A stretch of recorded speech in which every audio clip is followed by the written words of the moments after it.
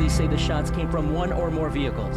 Over 1,200 shootings in the city so far this year. It's time for someone to step up and stop some of this violence.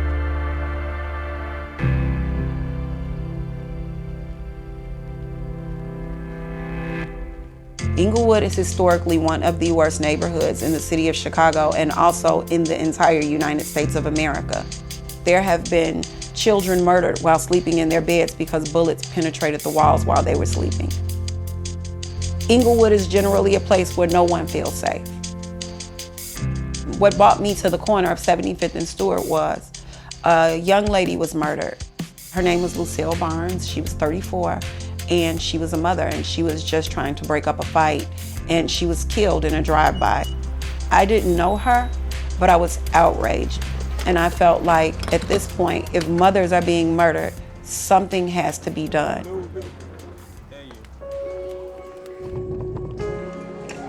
What size is that? Some people thought that it was too dangerous to go and sit on a corner in a place where someone had just been murdered 3 days before. We went out, we put on pink t-shirts, and we went and sat on the corner. We got some hot dogs and we fed people. We talked to people. More importantly, we gave out a lot of hugs. So we got together, these moms who had the time and who had the passion for it. And I felt that, you know, being there and being a present and having eyes on the street and eyes on the children, that it would interrupt and it would prevent a lot of stuff that could potentially happen.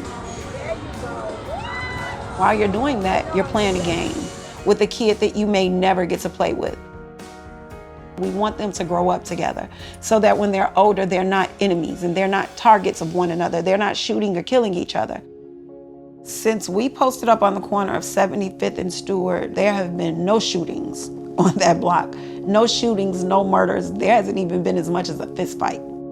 There's a sense of hope that they didn't have before, all because we're mothers, and you don't want to underestimate the power of the mother.